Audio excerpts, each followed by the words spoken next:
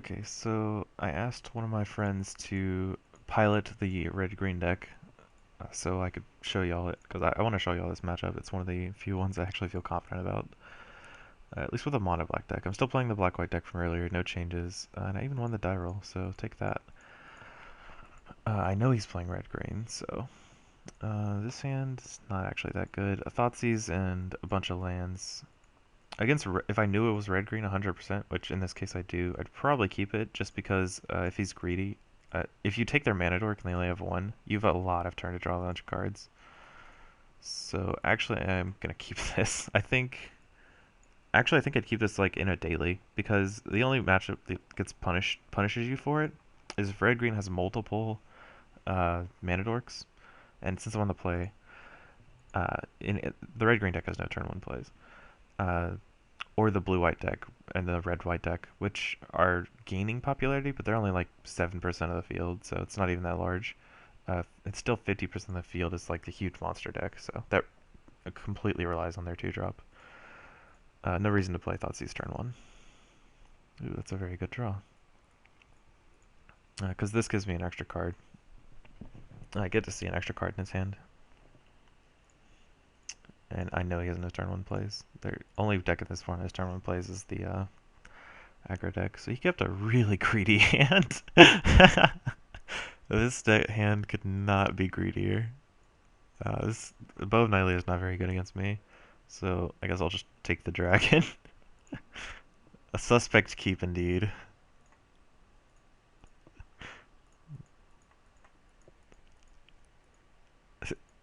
I have kept a lot of bad hands just because I had a temple.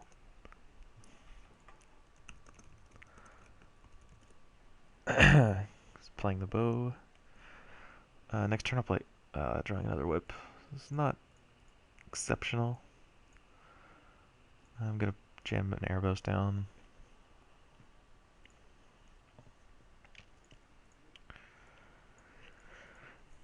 I'm gonna throw on this whip before I throw it on the Grey Merchant. 4-drop Pelucranos.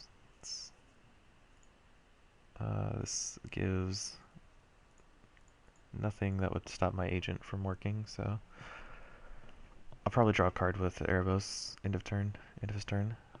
Since I've already played a land this turn, there's nothing I can draw that I could play.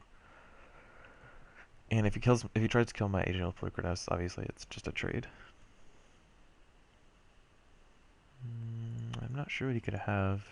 He could Magma Jet this, but he would already done it. This doesn't save it. I guess he just wants to get rid of my agent so he can play like an Arbor Colossus or something. Which is fine. I'm fine trading there because I don't want to take damage. And ooh, Erebos.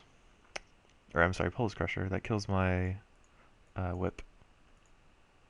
So maybe the second one will do something. Gonna draw a card. Because if I draw a murder, I definitely want to jam it down. That costs 6/2 monstrous, so he has the 6. I drew agent next turn. Yes, I would like to draw an agent. Keep that on top. So this turn I can play a Grey Merchant and pass turn, drain him for 3. The next turn play my agent, and that makes Erebos large. Or I could even play Whip and make Whip and agent, because I had 7 mana next turn.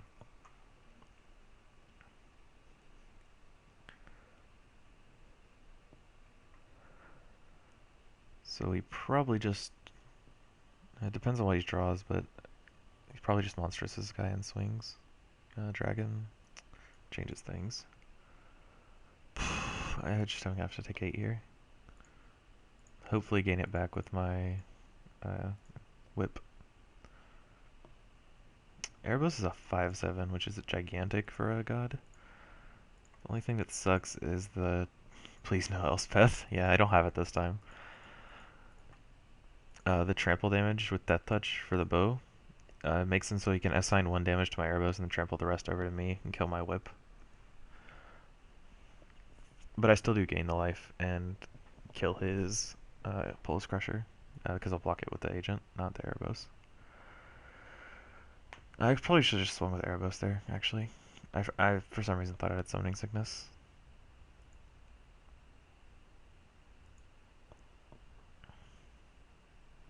I can just double block to gain the life anyway. Double block with Agent Erebos. Saves me a damage, and I get to gain more life. My devotion doesn't break because I still have 5 from the whip and the Grey Merchant. He's not attacking because he doesn't want me to recur Grey Merchants, which is fine. God's Willing's pretty good. He's probably gonna jam his dragon down end of turn. So I'm gonna swing with my Erebos. Try to gain some life.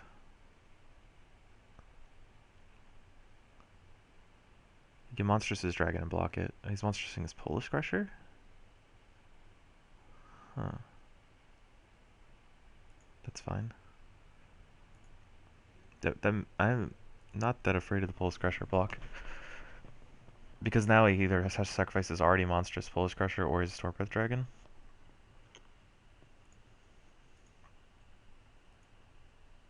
And the Polish Crusher is way easier to kill than the other one would be.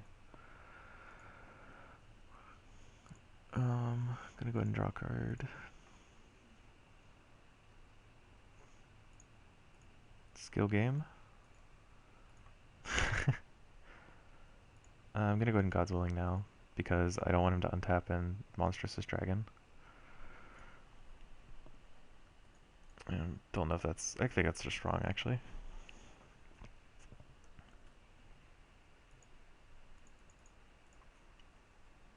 Baleful Eidolon's good draw.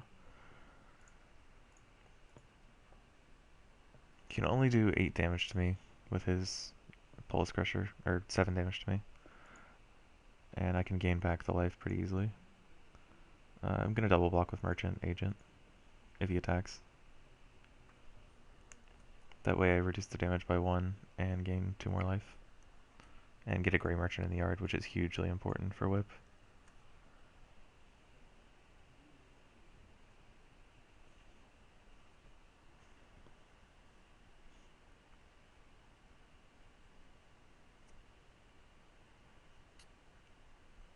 So if I draw a land next turn, I can actually just get my Whip back. Or, activate my Whip. I have Devotion next turn anyway, which I wasn't worried about Erebos dying. So he's a plant. And a Pulchrinos? Okay. So I knew I was going to draw the Baleful Eidolon. Still play the Whip, because he's not a Polar Crusher anymore.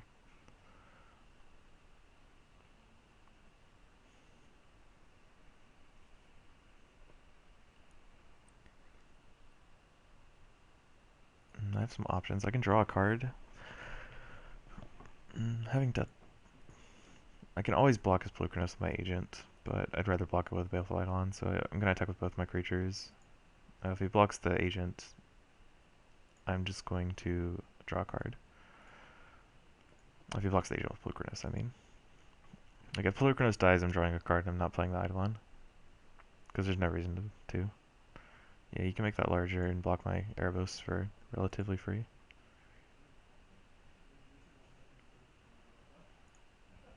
I still gain a life though, which is what I wanted.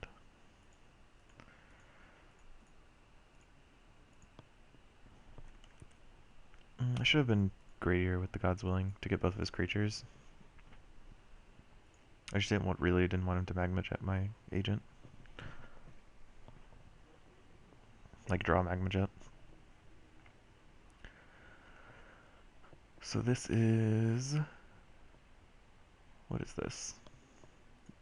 The only thing I can think of it being would be monstrosing his Pulchrinos. That doesn't do a whole lot, since almost all of my creatures have Death Touch. This one is the only one he can target that doesn't.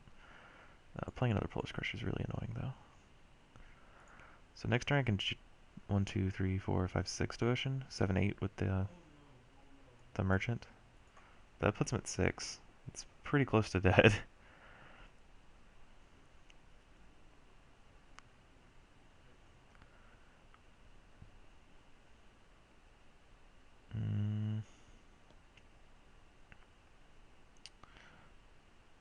I'm just gonna block this guy. I always have the Agent for the Polish Crusher. You can kill my Agent now. No, you can't kill my agent because his guy would die. So this doesn't actually do anything.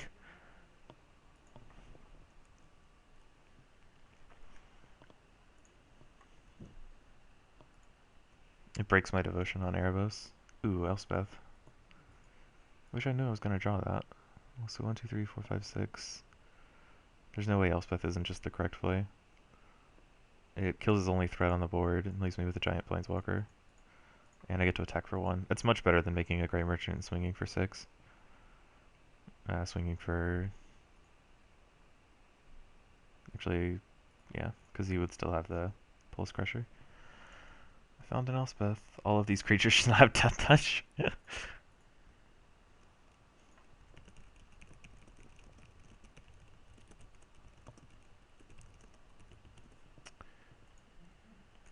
Unfortunately, removal is the only removal in the format.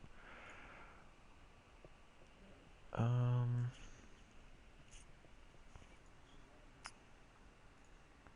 2, 3, 4. I wish I had another mana. That way I could revive something and enchant Night Howler.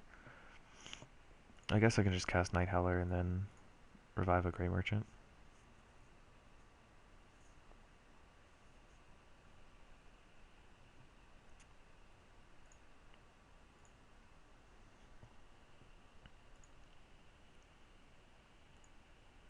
Hopefully I actually clicked on the Grey Merchant.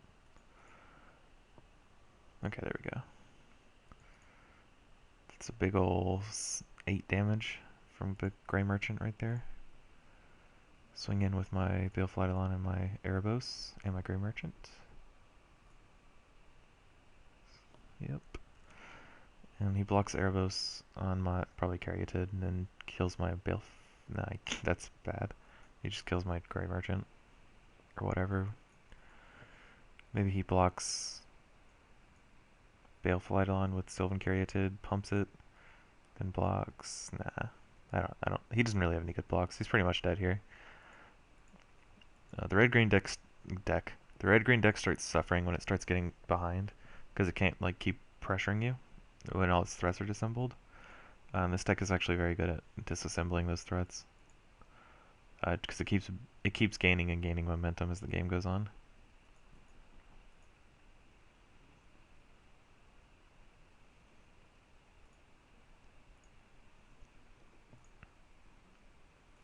Now, he gets to kill my whip now, but it doesn't even matter.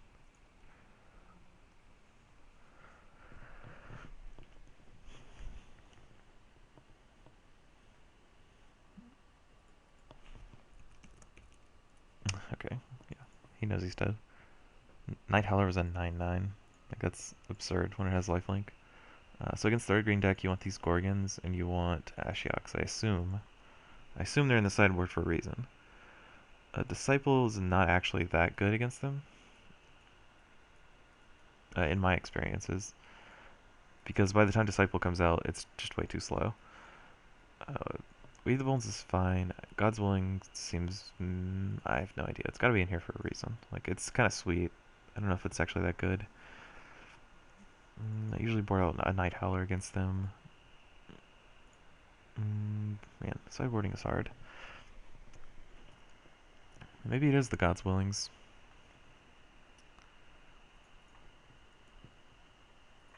Because they don't have any removal I can dodge like I would be able to in the Black Mirrors.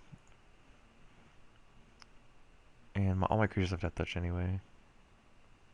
So God's Willing helps make them stay around, but I think Keepsake Gorgon is better than God's Willing, so... And I don't want to take out Whips are very good against this deck. It lets you live a lot longer than you should be able to. If he was slower, I'd probably play Read the Bones. Thoughtseize is very, very good. Can't take out any of the removal spells. Yeah, I think I want to keep it like this. The only card I'm on the fence about is Apparent Overlord, but it's a really good way to close out games.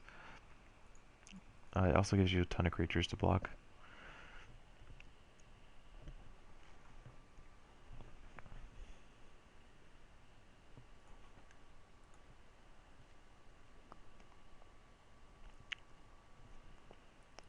So I've got the triple agent Thoughtseize hand, which I'm actually going to keep because having a lot of creatures with Death Touch is very good. I'm going to Thoughtseize him turn 1 because I don't want him to land Mana Dork. Okay, Xenagos is the most important card to take here because the black deck has a really hard time dealing with multiple creatures. Like, it's fine dealing with one large creature at a time, but Xenagos makes a bunch of 2/2s, which are all fairly irreplaceable, so you can't like just gun them down with your hero's downfalls. So it's much better to just take the Xenagos and leave him with the large creatures, which I can block with that creatures or kill with murder. And I drew a third land, which is really good. I have to bottom this merchant because I need to keep drawing lands. And I have a bunch of cards that need to be played. Gonna go ahead and play this merchant. Next turn he plays Pelucranos, I assume. If he drew another Xenagos, he's gonna play that though, since it's much better against Agent.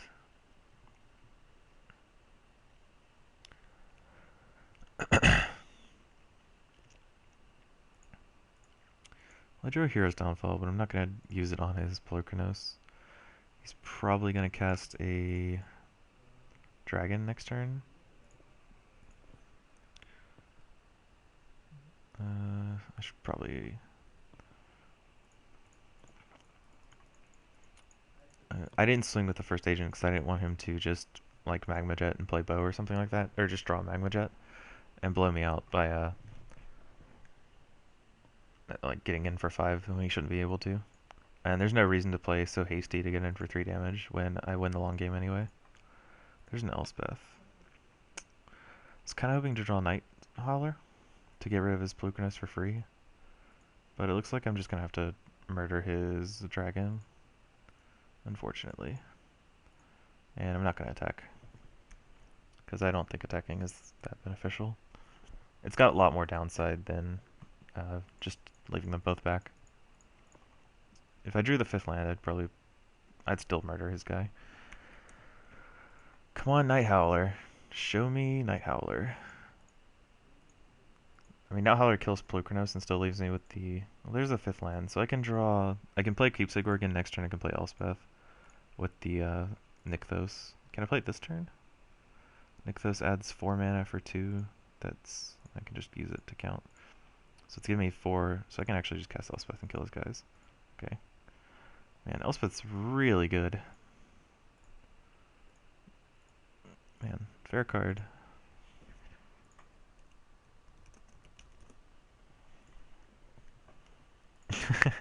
I think that's all the hand I knew about. He shed all the 4-drops in the dragon. The 2 4-drops in the dragon. So there's a Pelucranos. So I can make some tokens here. I can swing with my Death Touch guys and play a Gorgon. I think that's my best play. Though playing the Erebos isn't that bad either. But playing the Gorgon lets me monstrous this creature.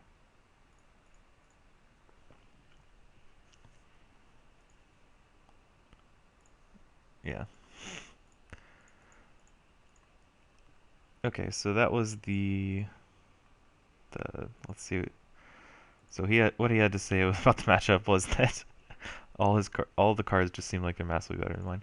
And that's true to an extent. Like, you'll find out like either like in neither of those games he had a Mana Dork. The deck is like extremely dependent on them because it gives you an extra turn basically. The Sylvan Caryatid and the Pilgrim, what's it called? Satyr something or another. Maybe Satyr Pilgrim or whatever. It's the thing that untaps the land. Voyager Satyr.